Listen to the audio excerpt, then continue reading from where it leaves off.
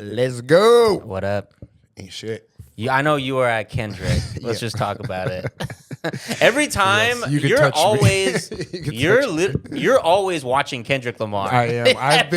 Every other weekend. Hey, when you want to come to the party? No, I gotta watch Kendrick Lamar. I'm following him around. Crazy amount of historical life achievement moments of Kendrick Lamar's life that I've been at. Yeah, dude. How many times have you seen Kendrick Lamar? I saw him at the Pop Out. You did. I saw him. I've been in my own times like twice before. I went last night, but I also saw him win the Grammys for Not Like Us. It was literally God. in the room when they were like when his theme music came on, and like you got to understand in the Grammys.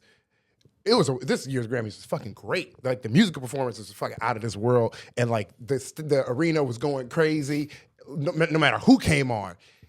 Yet when Kendrick won and just the audio in the arena played the song "Not Like Us," it was like he was performing, not like it was the best performance, the most energy the stadium had, the Grammy place had the whole night, just from his piped in, Not Like Us performance. Yeah. So I saw. I've been. You've been there for. You're like the Forrest Gump of Kendrick Lamar's, specifically his life. I was there to tell the story. I'm here to tell the story. Like, how is one man a witness to all these moments of Kendrick Lamar's career? Kendrick at his birth, me the doctor. If you zoom in on the back, me somehow figuring out time fully travel. Fully grown Ashton Womack. Yeah, time traveling. To birth Kendrick the doctor. It's your destiny to bear witness. He a fan. No. But how was the show though? It was fucking crap. I've been to 1,000 concerts. That's my thing. I go to concerts, Yeah. This one was fucking lit. It was in a stadium, open stadium. This nigga's so powerful, he controlled the weather. Because it was like raining. It was raining the whole weekend, and we're in an open stadium. It's stadium. When I say stadium, it's crazy to say the word. Like, I've been in arenas. Arenas are massive. A stadium, I felt like I was in the Coliseum. Like, it literally looked like the Coliseum. It was this dome. This in New York? No, this was in MetLife, which this is actually what's funny about it is in New Jersey. And I was going to New Jersey. I hated it. I was like, why the fuck are we all the way in New Jersey? Why would Kendrick put this in New Jersey? This sucks. I don't want to go to New Jersey. And I get there and I have this grand realization while I'm there. I was like, oh, I know why. You know when you leave a concert with like a profound realization, and you're like, oh, that's why I didn't just like this concert for the music. I liked it for the profound realization Kendrick's music stirred in me. And that realization was that I need to stop talking to this girl in New Jersey. I am not. Yeah. I'm not doing this. This is crazy. Are you fucking nuts? Y'all really got a mutually beneficial relationship. He gives you these profound realizations. You appear in his life when it's time for him to evolve into this next venture. But it was also, I'll just say this, we can start, but it was the funniest part, the coolest part. One weird part of it was all epic and shit, but SZA has a song. She has a bunch of songs. She has a Drake song that she plays where the lyrics are "Shake that ass for Drake, now shake that ass for me," and then over and over, it just was a stadium full of people who are clearly, they chose the sides a little. Just saying, shake that ass for Drake, shake that ass for Drake, shake that ass for Drake. And it was actually, I was like, should we be doing this? This is weird. Yeah. And then 9 minutes later, Kendrick comes out. He's like, he's a pedophile. Yeah. Drake's a pedophile. I was like, we was just shaking ass for that nigga. What the? That part, I feel like Kendrick needs to have a convo with SZA. But other than that, great. Go see it if you can. Yeah. Shout out Kendrick Lamar. Look him up, y'all. Rising artist. Yeah. Hey, Kendrick, maybe you should come to my shows sometimes. Maybe witness my greatness a few times. Fuck that. Or manifest Kendrick, come to my show. All right, let's start the show.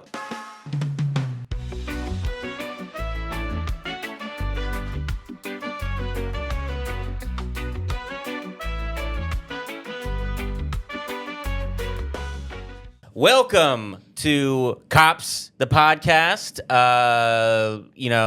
Somewhat it is comedic. We try our best. It's a police news podcast. What are the cops doing? We'll tell you. Yeah, no. If you, I hope you do your own research. and find out what the cops are doing. But, this is a quick roundup. No, why the fuck would you do that? You I can don't just know. listen to us. No, you should do your own research. People do. I work at a Daily Show. Niggas be like, man, I love that I don't got to watch the news. No, bitch. Watch the news. Do not come to me. Everyone should be, especially you. Do your own research, bro. This is what. Do your own research, but listen to our podcast. And we start every episode with a headline roundup. The idea is just give you a little snapshot of all the fucked up things in America that happened last week involving the police. And then we'll move on and zero in on some particular stories. But let's start with the headlines. We got cops in Cincinnati fatally shoot a teenager who was running away. R.I.P. Ryan Hinton. Cop in Yazoo County, Mississippi, charged with murder. R.I.P. Timothy Bird. Cops in Lufkin, Texas are facing a lawsuit for laughing while a detained man in need of medical attention dies. R.I.P. Earl Smallwood Jr. Cop in Ashe County, North Carolina is caught on body cam choking a man to death during a traffic stop. R.I.P. Stuart Chad Mast. Cops in Detroit approach an innocent man while undercover in plain clothes with guns drawn on his property, leading him to believe he was being robbed and fatally shoot him after they exchanged gunfire. R.I.P. Martez Hunter.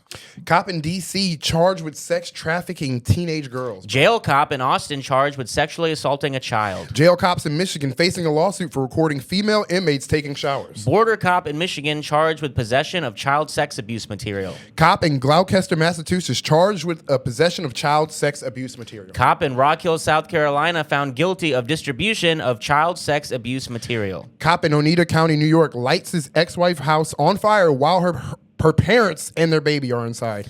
Cops in L.A. assault and falsely imprison a man for making a complaint about the police. Cop in Henderson, Nevada hits a woman in the face. Cop in Brandon, Florida allows his canine to maul a handcuffed teenager. Cop in Sheridan, Colorado shoots a dog. Cop in New Orleans shoots a dog. Cop in Columbus, Ohio shoots a dog. Cop in Toledo, Ohio shoots a dog. Cops in Jackson, Mississippi shot into a car of an innocent man, accused him of shooting at them, and jailed him for 940 days without trial. Cops in Colorado who failed to intervene as their colleague killed an innocent man have all charges dropped after they agree to star in a police training video about the incident. That's this week, baby. Yeah, and a few of those stories we're gonna discuss in more detail. Shoots a dog. Like, damn, was this like it was a contest going on? What the fuck was going on around the state? There is some sort of like I don't synchronicity sounds like an insane word to use, but there is like a thing where like I'm collecting, like trying to find all these researching all these stories, and there'll be like it'll be like 1 week 4 of one thing. You know what it's like? It's like when Hollywood makes the same movie the same year. Yeah, like exactly. When they do like Deep Impact and Armageddon. It's like all that came out the same. So Bug's Life, Ants, and you'd be like, oh, okay, I guess this is the theme for or it's like when Steph Curry starts shooting threes from like 20 behind the arc, and all the rest of the NBA is like, oh, I think we could all do that. Well, he's just changing the game. Okay, no, he's just changing. That would be like if somebody are shooting cops from behind, shooting dogs from behind, and then they cops are like, oh, we could just shoot dogs, and then they're like, all right, but you're right. Also, cops since the beginning of time have known that, so not quite changing the game the way Steph Curry is. Steph just changed the game from the distance he was able to shoot. So if they were like shooting them from like if they were sniping dogs. No, the distance he's hitting these dogs from is crazy. Yeah. From behind the 3-point line. Policing will never be the same. He's shooting these dogs from half court. It's crazy. But let's move on. So here's what we will be covering in today's episode. We'll be talking about, we just mentioned it, the Colorado cops who failed to intervene while their colleague murdered Christian Glass, being sentenced to recording a training video. Cops in Detroit killing a man after they ran up on him with guns in plain clothes on his property. A San Antonio cop suspension after acting a damn fool during a citizen ride-along. That will be a more entertaining one. And, of course, we have to talk about the murder of Ryan Hinton and the arrest of his father, Rodeny Hinton, and we'll be discussing a slew of recent court decisions on the police murders of Tyre Nichols, Patrick Lyoya, and Robert Brooks. So we got really a doozy for y'all this week. It's always unfortunate. Yeah. Usually it's unfortunate circumstances of a doozy, including this one. Sad stuff, good stuff, funny stuff. A lot of stuff to cover. Balance. And and Ashton, what do we got in the Patreon today? And for the people on Patreon, the homies out there, the real ones in our heart. We fuck with everybody, but we fuck with y'all the most. We got a good story for y'all on our Patreon. We'll be talking about the unbelievable story of the man in Jackson, Mississippi, who not only got his car shot into by the police while he was minding his own business, as usual. He had not only witnessed his friends get shot in the head by that bullet, but then was thrown in jail for 940 days without trial, only to be released after the cops were indicted for that shooting. So, that's what we're going to be talking about on the Patreon, $5 a month. Please subscribe. Yes, please. You'll get a bonus episode every week. And while you're listening, go ahead and give us that 5 stars, please. A little comment, a little like. That would do us a lot. So please, appreciate that. And let's just get started. We will be reading from ABC News. We're going to Colorado. Headline of the article, charges dropped against 3 officers after they make a training video about a fatal Colorado shooting. Charges have been dropped against all but 1 Colorado law enforcement officer accused of not stepping in and possibly preventing the fatal 2022 shooting of a man in distress who had called 911 for help. The misdemeanor charges of failing to intervene were dismissed against Tom Collins, Brittany Morrow, and Ryan Benny under a deal that required them to record a training video about what went wrong in the standoff with Christian Glass in a small mountain community. So this is just fucking ridiculous. I mean, let's just right away, we can establish that this is like a it's like a movie. They'll do this in a movie, like some judge, some like crazy judge with some like who sentences like it would be like a 90s comedy, like a judge sentences like a hardened cop to star in their like community theater production of Hamlet, and the cop like falls in love with acting, discovers his humanity through expressing himself. This is real life. What are we doing? These cops are these cops didn't shoot a guy. They're in trouble because they watched the cop. Their boy shot. Yeah, it's like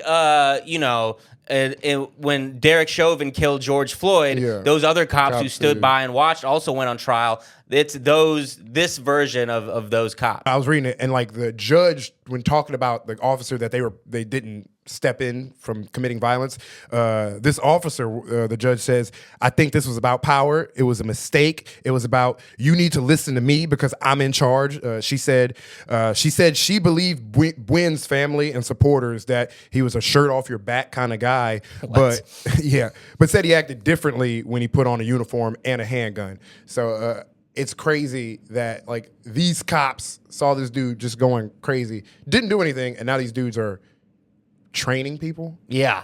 They're using bad cops to train cops. Exactly. As like their punishment. It's like, I'm sorry. I think I know what I was doing. I was trained by Derek Chauvin. Yeah, exactly. I think I know. Yes. In the training video, they're like, some of y'all may recognize us already. It's like they're celebrities. Like, you may remember me. You might have seen me from NBC's nightly news. Yeah, exactly. You might remember me from such hit body cam footage as.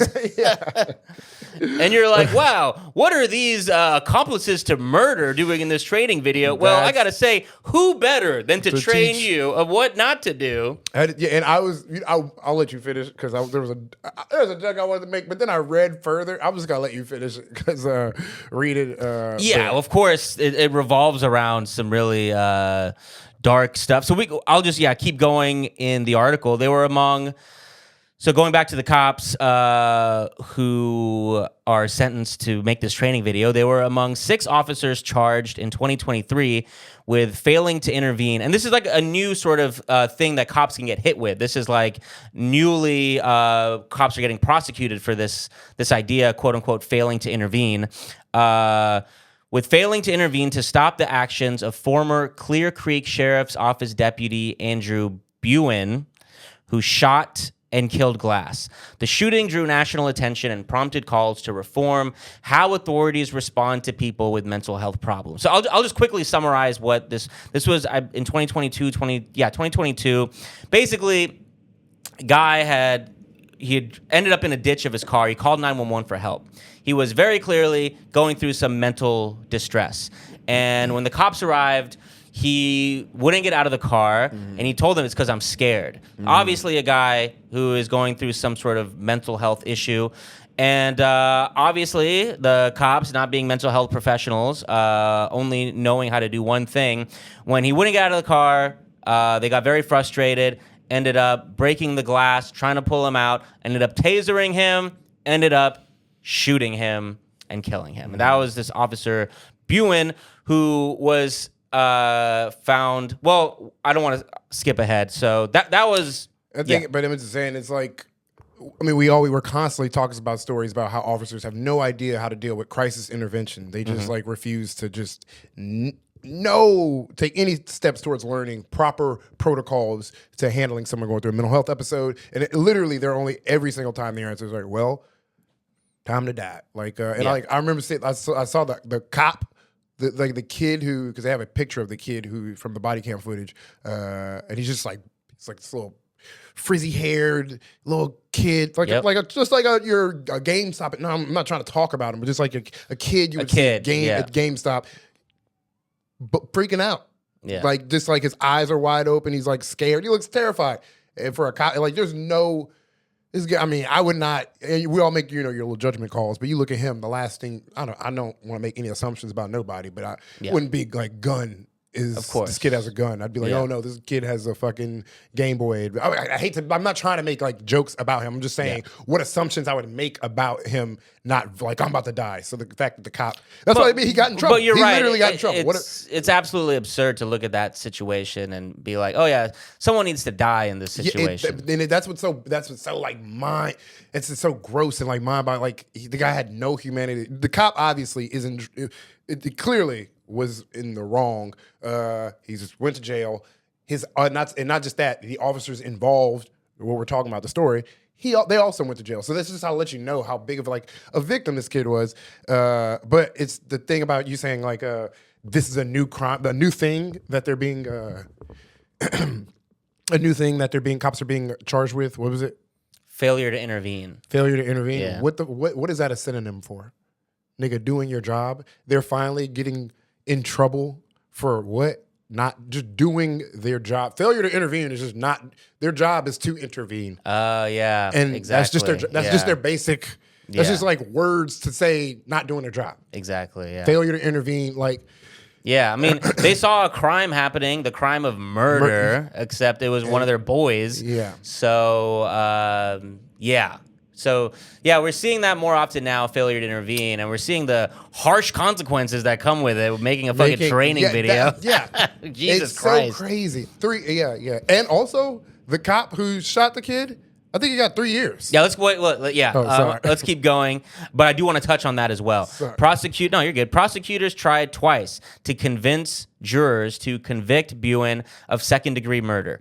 Listen to this. The first time the jury convicted Buin of a misdemeanor for recklessly putting other officers in danger by opening fire.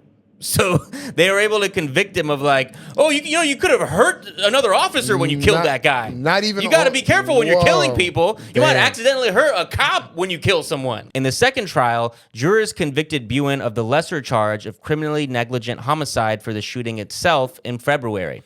He was sentenced to 3 years in prison, the maximum sentence he faced. So That's fucking 3 years for killing a guy who posed no threat, who literally called them for help. Yeah. Called them for help. It's just like, bro, that is like so insane. And I don't want to bring up, I know we're going to probably talk about it later, but like, it just reminds me of the Rodeny Hinton story. It just reminds me like, there's no justice here at the justice system. Yeah. Literally 3 years for a murder. Yeah. If you said that if you came out on the streets and people found out you did 3 years for a murder, they're going to assume you were snitching. They're like, what did you do to get out? Yeah. How did you get 3 years that's a great point. for a fucking murder? They would be like, I don't trust you. You're a snitch. There's no way you do that. And cops are fucking just getting that shit off. Well, I mean, obviously they're the ultimate snitch. They're the cops, but so I get it. But it's just, but you're right. It's so absurd. Just like similar to what you said earlier. It's like you're just reading these sentences like one after the other. It almost doesn't hit you sometimes how absurd all this is. So let's keep going. That verdict and the effect 3 more trials could have on Glass's family, as well as the county of about 10,000 people, led prosecutors to enter a deal to dismiss the charges, District Attorney McCollum said. So here we go. We see the classic thing. Prosecutors being lenient on cops. Prosecutors and cops, they are allies in the justice system. It's never some. I mean, you know, are we gonna completely take the prosecutor's words that, oh, we were concerned about the town and the family? Maybe that was a factor in it, but at the end of the day, y'all are on the same team, the prosecutors and the police. Under the agreement, Collins, Morrow, and Benny all received additional training. Oh my God, so that means they're going to still be cops. Additional training, including on de-escalation, and participated in making the training video, she said. The hope is that their video will be used by law enforcement agencies across the country that are already using body camera footage of the Glass shooting to teach how not to respond to people in crisis. Quote, if we can save one life, if we can prevent one law enforcement officer from killing someone, then the dismissal of these 3 cases is worth it. Damn.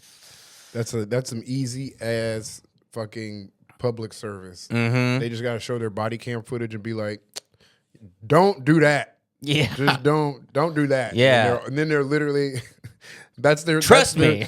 You can trust me. It's like it's literally saying that. It's literally them reviewing. They're doing YouTube review, you know, reacts. They're reacting to their fucking body cam footage. All right, here, I'm not going to lie. I made a mistake. Chat, this is where I fucked up at. Spam L's in the chat right now. They're just reacting to the fucking body cam Twitch streamers. And it's like, what warning? Like, clearly there's no consequences even if they do that. They're like, trust me, y'all, you don't want to do this. Otherwise, you could end up like me doing a training video. A guy with a job. Yeah. I'm kind of more back on the force. I'm kind of more like a public figure now, if you say. Kind of, you know, a public speaker, if and you will. I'm kind of realizing I kind of love acting. Yeah, I know. I think I caught the bug, y'all. So to get my next role, I'm actually participating in a new act of police brutality so I can star in another amazing training video. Because acting is fun, y'all. I love expressing myself. He's like trying to get gigs. Through more acts of violence. Like, you know, I book you, they book me. It's a whole thing. All right. God damn, dude. All right, we got to move on. But fuck. Okay, so before we move on to the next article, I wanted to quickly. We don't have time to dive into each one of these articles, but we had a bunch this week of updates on murder trials of different black men in America who were murdered by the police, or they might have not all been technically murder trials, but you know what I mean, killing black men. So Christopher Schur was on trial for killing Patrick Lyoya. Patrick Lyoya, if you remember or if you don't, he was a Congolese immigrant who, when he was pulled over in a traffic stop, for whatever reason, he chose to run away. And what the police officer, Christopher Schur, did is chase him down, tackle him.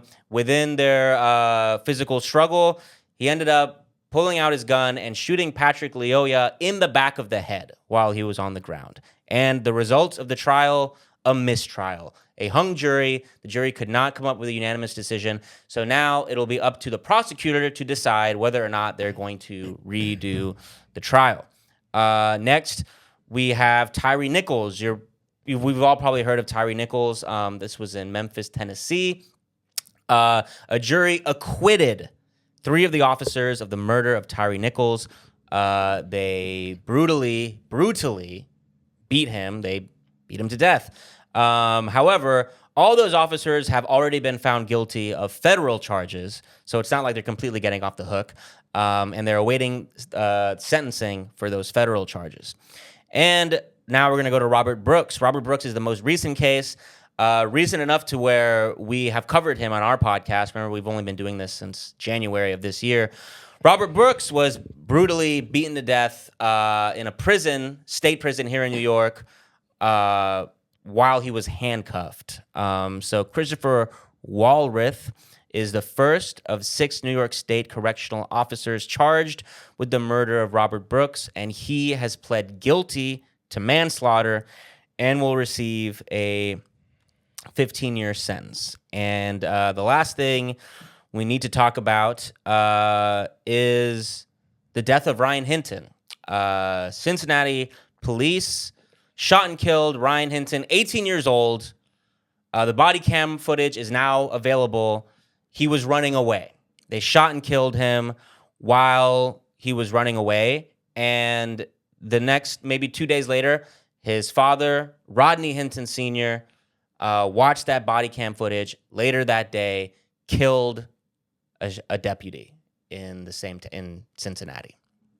Yeah. And it's hard to ignore the fact that the death of Ryan Hinton would not be getting this much attention if it was not for a deputy being murdered by his father. Yeah. I mean, if you listen to this podcast, you know that unfortunately there's a Ryan Hinton-like story we cover like almost every other week, Yeah.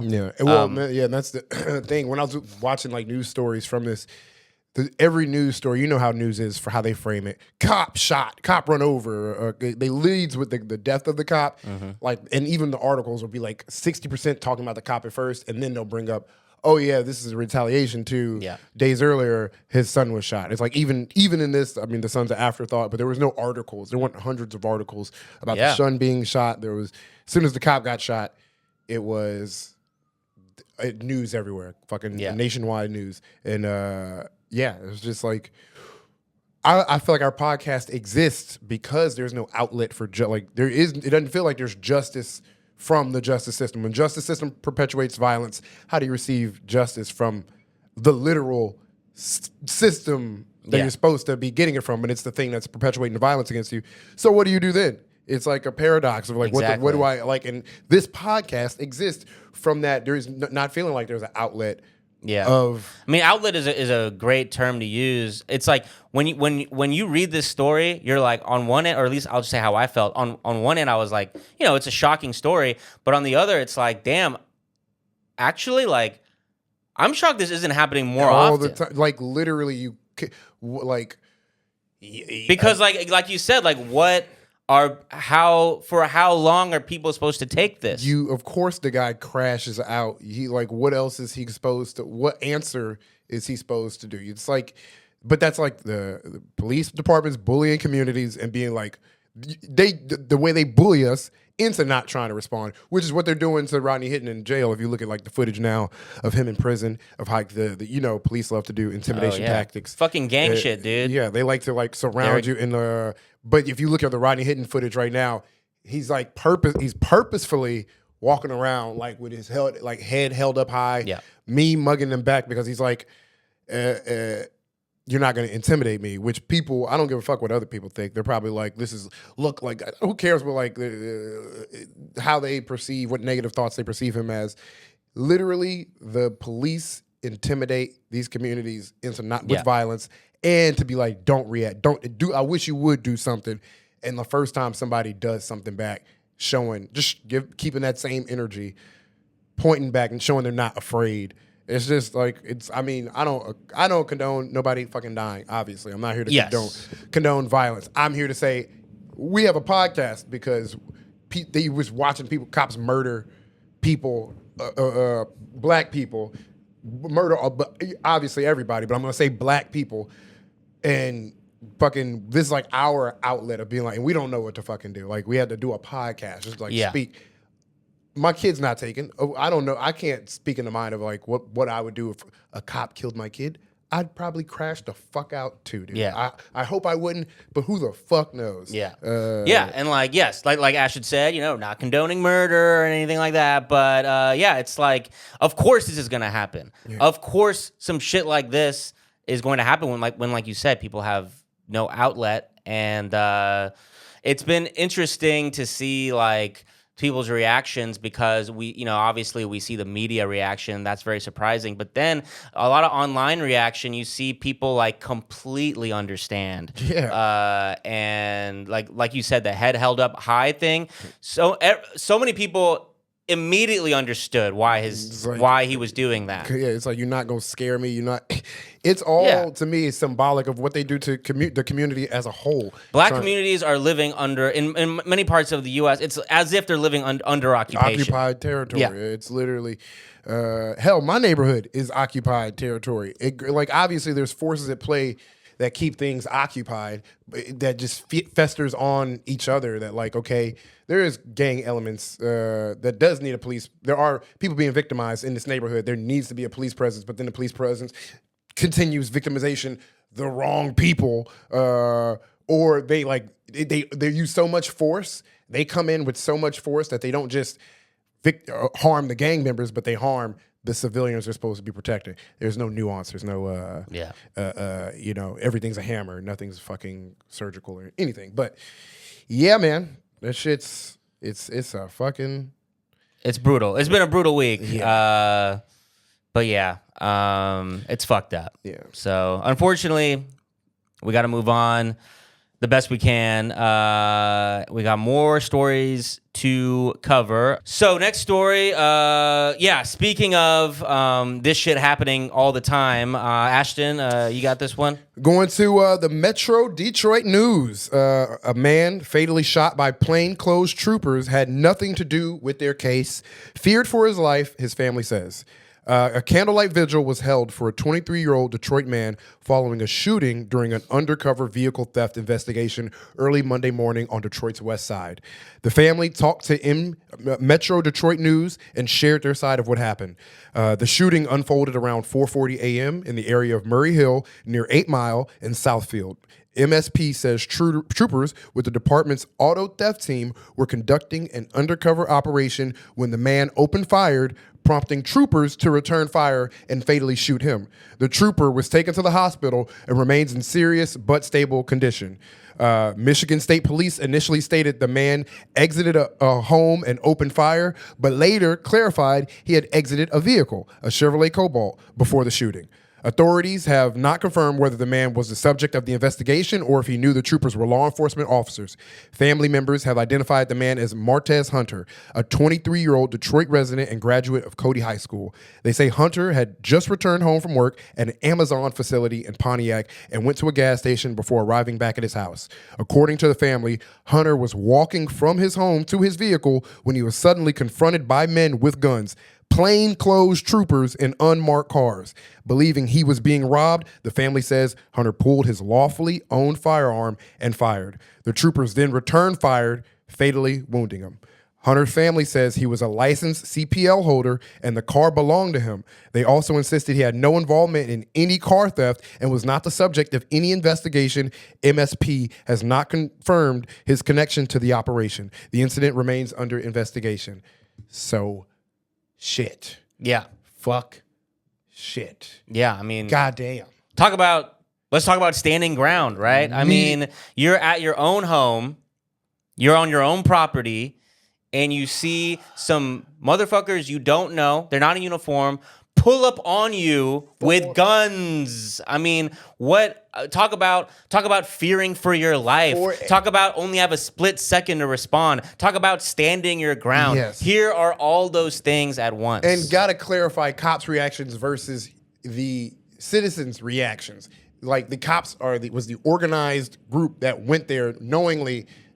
Like it's 4 a.m. They understand the settings. They understand the conditions. Because we talk about stories where like when the kids were playing what's the senior Assassins, and it was 4 a.m. and they had guns, but it was dark out, and the cops shot the kids because it was dark out.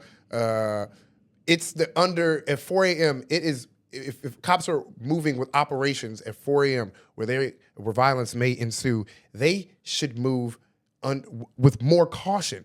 And for like the guy, to me, it's understandable that this guy was like, "What the fuck?" There's 4 guys coming out of He's car. in Detroit. I mean, look, I don't know much about Detroit, but 8 Mile, like, I'm just going to go off of that. Like, we've only seen the movies. We've seen the movies, but seems like, like a fucking recipe for disaster.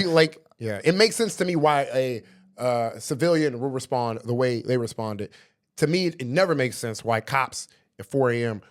never assess a situation just like better between the It's irresponsible. Like beyond, okay, you clearly went to the wrong person. We're gonna get confirmations for all this, what the family is saying, but it's totally believable. It makes perfect sense. He had just gone off shift from Amazon. He's a working man. This is not a stolen car. Yeah. He's on his property. Like, there's no reason to show up in plain clothes and it's like when cops do no-knock raids. It's like, and then someone dies because there was no knock. Someone just broke down your door. You're gonna fucking pull your gun out and shoot. It's like, why do it that way? Why do it in a no-knock fashion? Why do this in a plain clothes fashion, no announcement? It's basically a no-knock raid. You're creating conditions for people to respond erratically out of fear. Like, you're creating fear situations. And I just think the guy. It was his. That's the worst part. It was his car. He owned the car. This is a auto theft unit, and the guy owned the car. This unit. Imagine if SVU moved like this unit. Like, how's all the special victims unit going? Oh, it was great. We killed all the special victims. We murdered the special victims. That's not how this unit is supposed. You're supposed to be helping. Like, it's Wow. Yeah. That's like. So I mean, that's just. I mean, it's coming home from your shift at work. Next thing you know, you're in a gunfight and you're killed. I know. They're the ones living like Grand Theft Auto. That's the crazy part. They're the ones literally living like. But that's where they get their training. It's like, dude. R.I.P. to Martez Hunter. Tragic, infuriating story. We got to move on. We're going to San Antonio.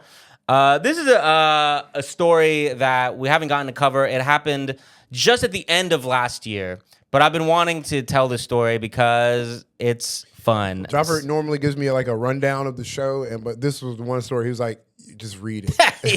And I was like, "All right." When I read it, and you understood. I was like, "Oh, this is compelling stuff." Let's let the audience listen. They'll decide. Let's go. So we're reading from KSAT. A veteran San Antonio police officer was handed a 30-day suspension this fall after multiple acts of misconduct during a citizen ride-along earlier this year. So citizen ride-along, classic, sort of American lore, You've seen the Kevin Hart Ice Cube movies. You've seen Ride-Along. Exactly. We've all seen Ride-Along 1 and 2. Just a weird feature of America where a cop can just take a random ass person. You can ride along. Come on in. Only one of the most dangerous jobs in America. So-called, Firefighters don't do that shit at all. Grab a hose. Exactly. But I want to emphasize so-called dangerous jobs. Okay, But they make it a little dangerous. I mean, the cops make it dangerous.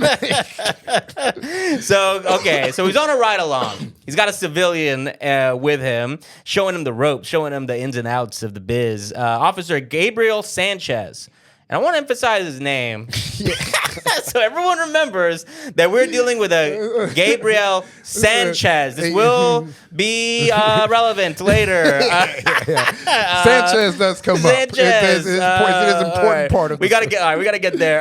He was originally handed a contemplated indefinite suspension, whatever the fuck that means, which was later shortened to 30 days.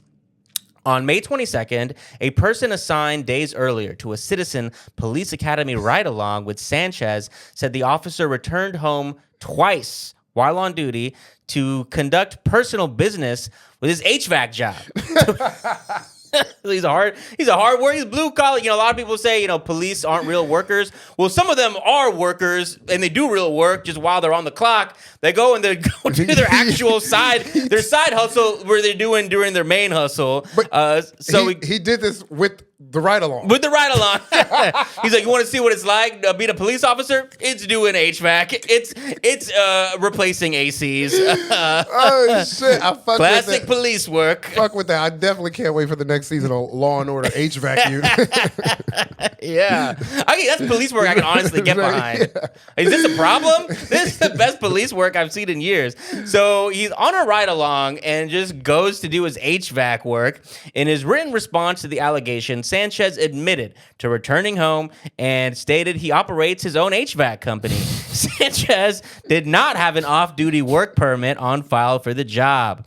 A subsequent check of Sanchez's body-worn camera during the shift in question revealed that the officer told the person during the ride-along that Sanchez does the bare minimum required for the job. Quote, don't do traffic stops. You're going to have to do them while you're going through your fucking rides. After that, just stop. If somebody blows a stop sign, who gives a fuck? I'm so confused. Is he talking to a citizen? This is a citizen, right? This is it seems like, it says a police academy ride-along. Oh, okay, so police academy citizen ride-along. This is like a copy's training.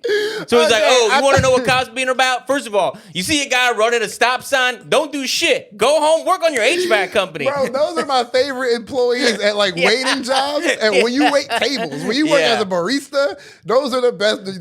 That training, when your first 7 days of training, you train with all types of different. You get that one guy who's like, yeah, I like to come in 30 minutes early. I'm a fucking nerd. Yeah. And then you get the guy who's like, I can teach you how to steal hours. If you don't clock out on your lunch break, that's an extra $45 on your check. I fuck with They those. don't know it yet, but that security camera doesn't work anymore. Those guys. Right over the register. The guys tell you, I can teach you how to steal a fully loaded baked potato and eat it. Eat it in the back corner. Managers won't see. But this motherfucker is doing it with a gun and a turned-on body cam. These cops are fucking morons, multiple windows. He's got a rider. And he's got a literal cop in training, a literal professional snitch is who you are training. You're committing crimes. You know I'm gonna be tested on this later. I have to give them answers at the dude. And it's we talk about this a lot. The police, a lot of what their duties are reasonable things to do. Just maybe cops shouldn't be doing them. But making sure people don't run stop signs. Someone should be doing that. Reckless endangerment of society. Yeah. We do need that. We do that's the thing we need. He's like, who gives a fuck? Literally, all of society cares about that. That's so agreeable. Who gives a fuck if someone rolls through a stop or speeds through a stop sign? Because he literally says blows a stop sign. That's the words he used. He's treating it like jaywalking. He is. He's treating like crimes, murder, and shit. Yeah. That's. Dude. So let's keep going. Sanchez was also critical of San Antonio Police Department administration during the ride-along. Again, very relatable. Talking shit about the bosses. Quote.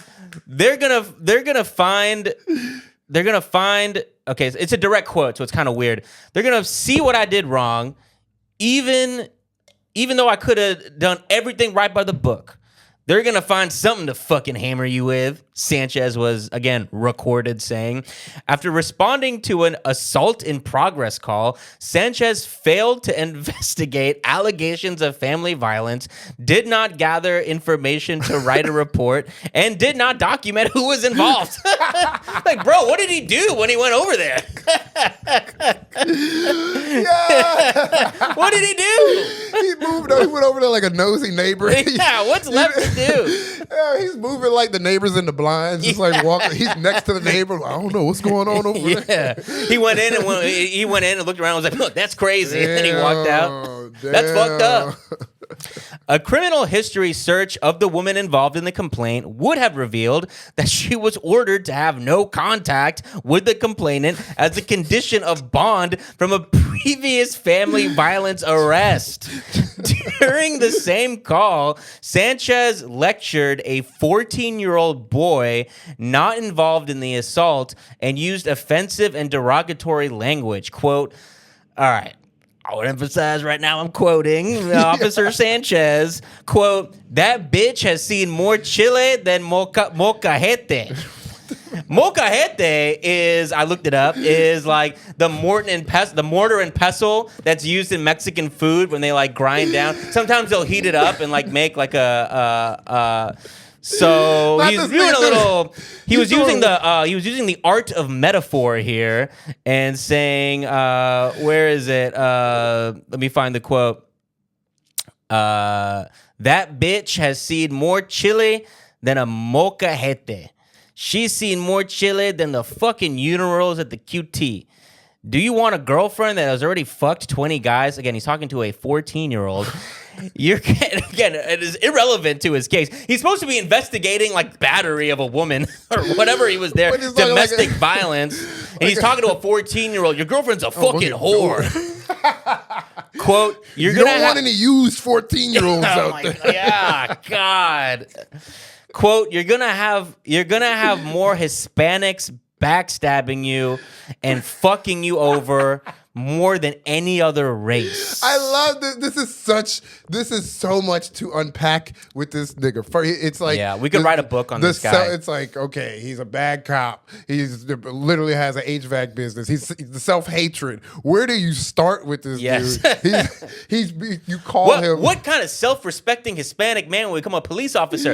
Oh, this is not a self-respecting Hispanic man. Gotcha. This is a self-hating and we're just getting started on the self-hate here.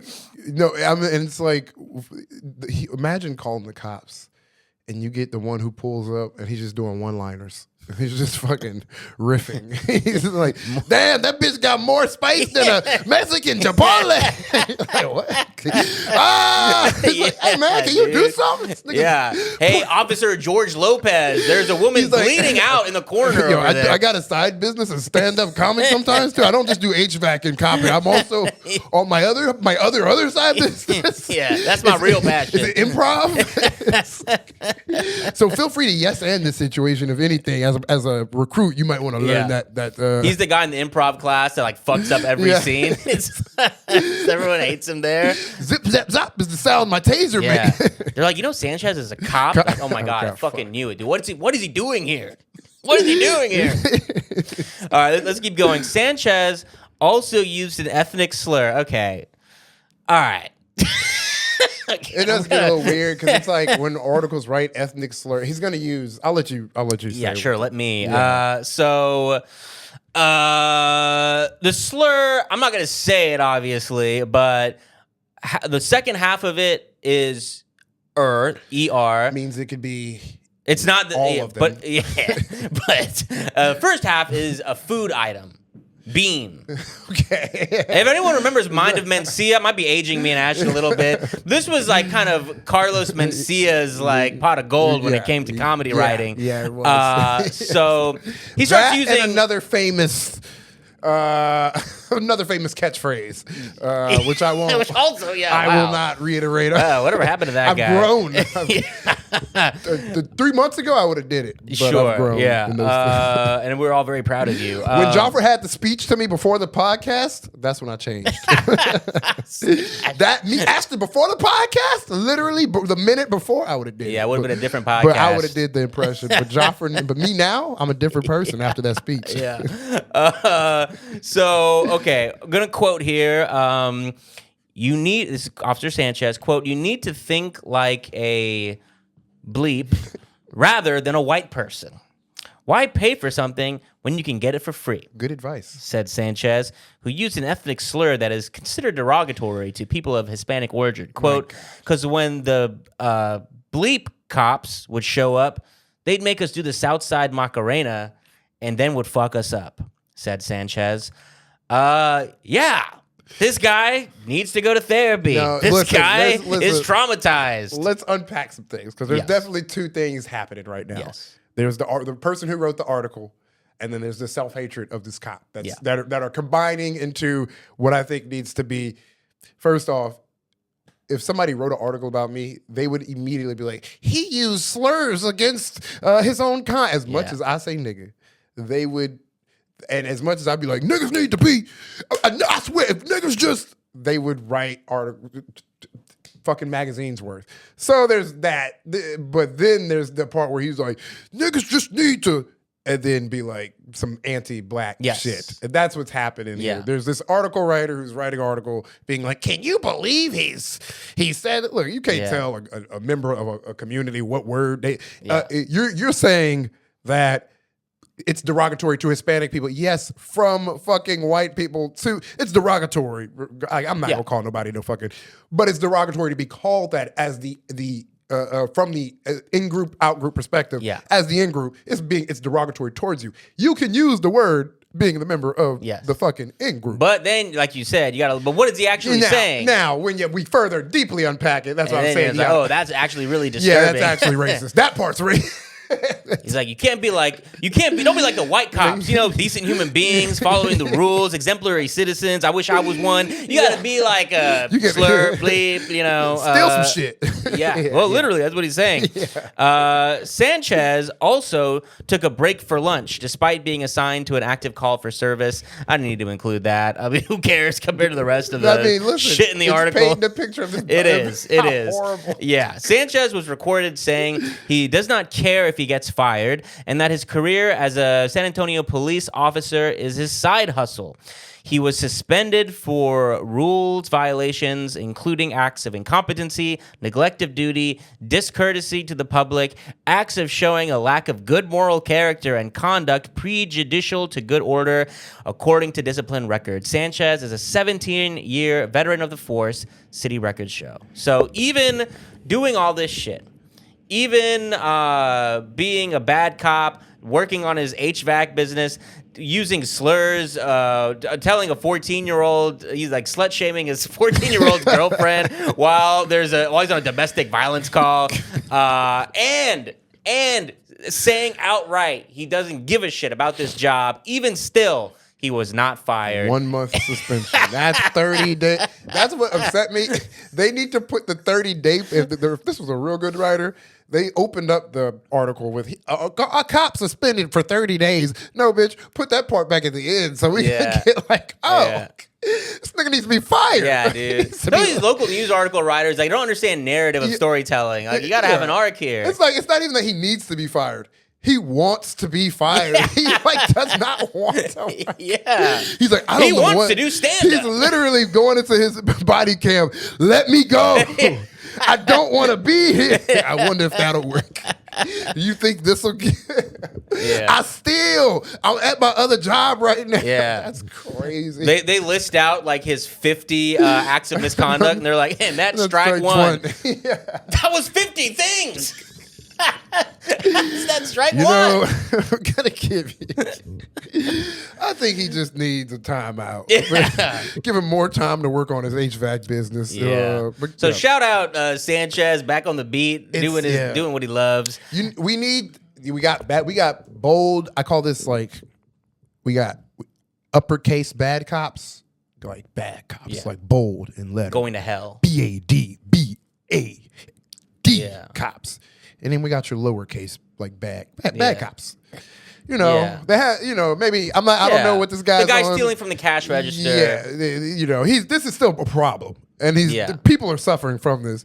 But it's like lowercase bad cops, like a regular bad employee who will not do his end of shift work. Yeah, he's like a bad cop. The other type of bad cop employee is someone who's an employee who murders someone at work. So it's that's less relatable. Yeah, there's like bad cops. It's like, man, you're just like a bad cop, dog.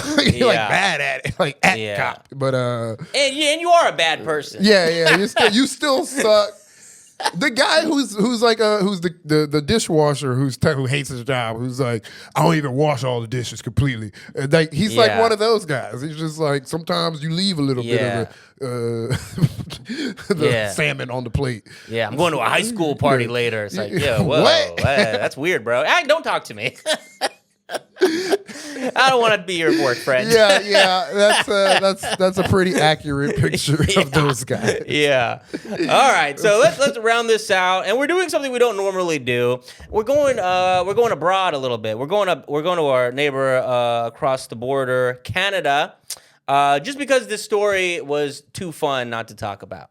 So, Ashton, you got this one. We're going to Edmonton Journal. Man charged in connection to excavator rampage that smashed 5 RCMP vehicles. Those are police cop cruisers. Yeah, we got to translate into Canadian. Yeah, what the fuck is a RCMP? Fucking motherfuckers up there driving Honka.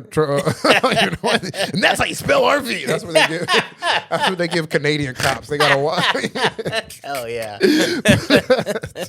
But, all right, a 61-year-old man has been arrested and charged after a stolen excavator was used to smash several police cruisers on Saturday evening in what RCMP are calling a targeted attack on police. Hell yeah. Target. That shit was all premeditated. He said, I'm stealing a fucking excavator. That nigga, Target acquired. A light bulb went off in this man's head. That's what that means. He said, bing! I got an idea. Hell yeah. Just before 7 p.m., a stolen track hoe went into the parking lot of the RCMP detachment in Bonnyville and dumped several boulders in front of the prisoner bay before damaging 5 police vehicles that were parked in a lot. This man had a plan and he could not be fucking stopped. Yeah. He said, wait. And he's got skills. Dude, Who can do that? That's impressive. That's like 2 different major pieces of equipment he's taken. Yeah. An excavator and a track. Yeah, man. Give this guy a hard hat and a clipboard. Got the employees at John Deere just all in a frenzy. No, nigga, you better be careful. They're like, should we sponsor this guy? Yeah, no, or John Deere's like, nah, don't, no impress charges. I'm gonna handle this shit myself. I got the proper tool for the job. That was a John Deere point. All right, but we're gonna go. Police believe the boulders were used to delay the ability of officers to respond to calls. Damn! I love this. Damn! Fucking Looney Tune mentality. Fucking 5D chess playing ass nigga, dog. He stole a track hoe. Yeah. He acquired some super slippery oil and put it on the ground, and when the cops started chasing him, they kept running in place for 5 seconds before they fell on the ground. This is next level. This is real. You think you hate cops? You don't hate cops to the point where you are executing on a plan at the highest level. This takes this takes all your mentals. You don't just, you're like, you gotta get a track hoe. You gotta plan this, get a track hoe. You gotta steal the track hoe. You gotta be able to know how to work a track hoe. Years of experience. Yeah. He might have actually just got like a license, like went to school. No, it sounds like this is a skilled man. Yeah, skill. And all that, like the boulder part where he's making a blockade to stop cops from stopping him to destroy the cars. I need to know what, was it like he got a ticket jaywalking and they just they fucked with the wrong motherfucker? Just flames in the background, eyes on fire. Yeah. I have a particular set of skills. I have a particular set of certifications and licenses. You fucked with the wrong man. Just the one guy at the farmer's market you don't want to fuck with. Who, damn, this feels like a fucking Clint Eastwood movie, like a protagonist. But I'll keep reading. Police believe the boulders were used to delay the ability of officers to respond to calls. RCMP said a suspect fled on foot, but officers were able to use the services of a police dog to track down a man a short time later in a tree line northwest of the detachment. In a media release on Monday, RCMP confirmed that the police dog named Chase bit the man in the process of the arrest. Man, fuck you, Chase. Goofy article. Fuck you, Chase dog. A police dog named Chase. But, we didn't need all this. And the man was taken to the hospital for treatment before being released into custody. RCMP Corporal Troy Savinkoff said the man was known to police since there was an active investigation regarding an assault that RCMP were dealing with that involved the man. Subsequent to that investigation is what prompted him to show up at the detachment, said Savinkoff. So I guess he was being investigated for an assault, and then I he guess so, pulled up. yeah. And he was like, okay. After that, I would just let him get away Not with gonna the lie, I crime. definitely do believe he might have did this assault. I'm not allegedly. I'm not gonna say he did it, but damn, dog. Yeah, I'm not gonna go out in public and accuse this man of anything. I'm gonna tell you that right now. I will say he might have a temperament. He might. I'm not gonna not say he doesn't have a little bit of a tinge bit of, but he understands the concept of justice in a pretty direct, yeah, a human natural way, like a human, like I think like Hank Hill understands justice, like buddy. I'm gonna kick your ass, like something. That's it, buddy. I'm gonna kick your ass, like that type of, maybe noble. Maybe that's the wrong word, but. Oftentimes, when police deal with investigations for crime, many of these individuals have different views and opinions about police. Savinkov said... That was a quote from... Which I love how Canadian that is. They're even understanding. You'll never hear this from an American cop. American cops are like, my brothers in blue put our lives on the line every day, and we'll never understand how anyone could... But this cop literally had their whole fleet of cars destroyed, and they're like, well, we understand. People have different opinions. We get it. Yeah. Sometimes. No hard feelings. And do Canadian cops even have like weapons like that? Do they be blasting on people? It's not like how it is in America at all. Okay. At all. Are they even like yes, they're cops.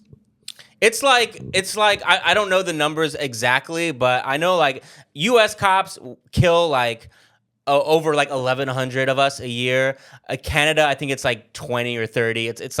It's nowhere near the problem that we have. Okay, yeah. And so when people get their vengeance, you're not going to see like the Chris Dorner or the or like what we just covered earlier this episode. You'll see stuff more like this, which we can enjoy a little bit. I love when people I bring up obviously Grand Theft Auto a lot because I love the game, but I do love it when people live life on like they're in a Grand Theft Auto server. Yeah, it is this dude's mind was like literally like how I would plan my day in Grand Theft Auto. Like I'd be like, you know what I'm gonna do?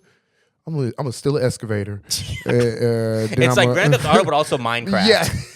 I'm gonna place a blockade. Then I'm gonna get a tracker. I'm gonna destroy some cop cars. Then I'm gonna sneak onto the military base, get a military jet, and then fly carpet bomb. And then I'm gonna press up, down, X, Y, get all my stars removed.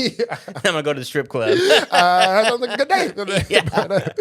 Sorry, I fucked up the. But y'all continue reading. Savinkov said it's not known the cost of the total damages in the incident, but he did confirm that all 5 police vehicles were written off as a complete loss and a complete loss. Police said the fence at the business where the excavator... Where the excavator was Police taken. said the fence at the business where the excavator was taken was also badly damaged. Yeah. This is the last story, but I think it bookends on like a little... We talk about how do you seek justice from the justice system. No one has answers except for maybe this guy. Except for maybe we don't know the right way to go about it. Yeah. Except for this guy. We're all trying to figure it out, but one man has figured this out. Yeah. It is. In Canada, at least. In America, I literally am at a loss. But in Canada, I'm like, I think this is it. Yeah. This is probably it for Canada. Also, this is something you can do in Canada because you will not die in a hail of gunfire from the police. You can probably get away with this. Yeah. A lot easier in Canada. In America, you can't knock the rear view mirror out or the side view mirror off of a cop. And without Grand Theft Auto gets Grand Theft Auto time. Or getting a fucking what are those bombs you get in Call of Duty where they like airstrikes by the cops. And knowing that this happened in Canada, this guy was probably saying sorry the whole time. Exactly. He's like sorry. Yeah. do. But guys, that's it. The podcast. We had a doozy this one. Thanks for making it to the end. We appreciate y'all listening. Yeah, ups and downs, baby. See y'all on the Patreon. Peace.